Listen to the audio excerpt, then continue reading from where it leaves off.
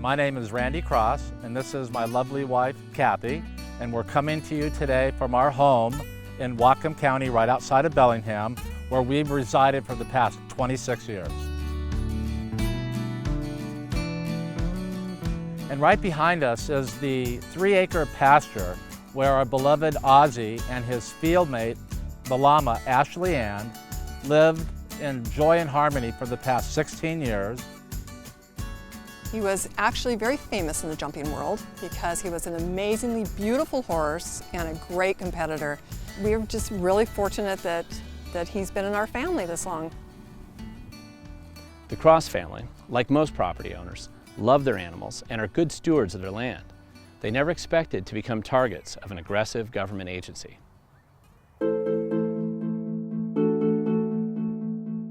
Our story begins with the Department of Ecology and Jessica Fitzpatrick about mid-May of 2016. She made it clear to me there was a huge problem out here on the Kelly Road with our horse and llama on a 3-acre pasture potentially polluting the Silver Creek watershed. The Department of Ecology claimed that animal waste could somehow pollute the watershed even though there is no stream on or near the Cross property. This was a big surprise to me because we've had large animals in the back field for the past 20 years and we've never had any issues, never had any problem. These agencies were looking for a potential problem, not trying to fix a problem. I asked Jessica if she had any empirical evidence where they came out and tested the water coming onto my property, then tested the water coming off of my property to show Kathy and I that we were in violation and polluting the watershed. She said not only did she not have to do that, but she wouldn't do that, and we couldn't test our own water, and that it was just the mere fact that we had the potentiality of polluting. Kathy and I made our best effort to accommodate Ecology, so we called the Conservation District and we made an appointment and we had Chuck Timlin come out to look at our property. He was very confused why he was even out there, that our property was in the top 0.5% of people that are doing it right.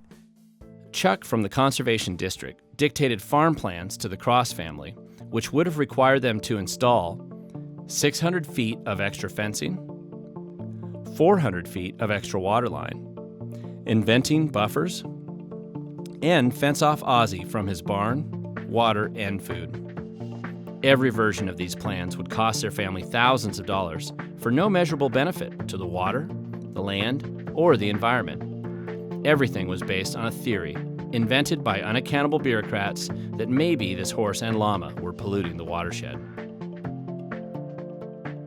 Agencies often have agendas. They need to invent new regulations and new theories like this in order to expand their budget and to justify their existence. To my amazement, once I peeled back their own farm plan, they require a large animal, in our situation, to be on a minimum of 1 acre, and here in their farm plan, they're wanting me to pin them up in 3/4 of an acre. That did not make sense to me. I would go to sleep at night, lay in bed thinking, what are we going to do? How did this even happen? We're great stewards of our property. We take care of everything. We seriously thought about, would we have to euthanize him? How are we going to find a home for him? He's too old. Nobody wants a 28-year-old horse. We even had our vet come out here and check out the horse to confirm that he was in the twilight of his life. And we have a written letter from the vet stating that if we were to move him, that it would probably kill him. We were not going to sign the farm plan. We were just not going to roll over for an oppressive government agency trying to cram their agenda down our throat. So we contacted our elected representative in Olympia, Vincent Buys, and he came out to our property. After taking a look at the actual field and what Ecology was saying was a problem, I was very frustrated with Ecology. So my next call was to Ecology to see, hey look, what's going on here? I went and checked the property. I don't see anything wrong with this property. Specific to that conversation with Ecology, I asked the director of the Bellingham field office, were samples taken of the water quality to indicate that we had an issue here. And he had said, yes, there were samples. Turned out later that there were no samples actually taken. That gets very frustrating for me as a state representative when I have agency personnel directly telling me that they have samples or they have proof of something, and then when they don't, and kind of directly lying to me about that. That's very frustrating for an elected official when anybody does that, let alone our own state agencies.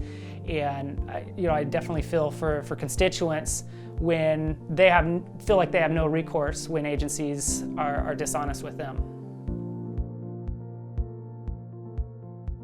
So during this fight with Ecology, we had Ozzy's vet come out, and we were told that his heart rate was half of what it is normal. And by the next week, it was worse. And unfortunately, 2 weeks ago, we had to have Ozzy euthanized. When it was over, though, we just couldn't let the battle be over. Yes, Ecology was done with us. Ozzy was gone. But the problem is not over. We had so many people come by, call us, email us, Facebook us about the same thing. People who had lost their 4-H animals for their kids had to give up their goat, their sheep, their horse because of Ecology. How in the world can good, decent people come under the foot of an oppressive government agency for no reason whatsoever, because I thought in this country you're innocent till you're proven guilty? This could be coming your way soon.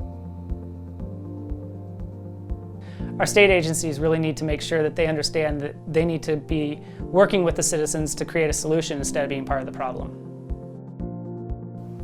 Our message to you is that we need to band together. We need to have a voice. We just have to stand up.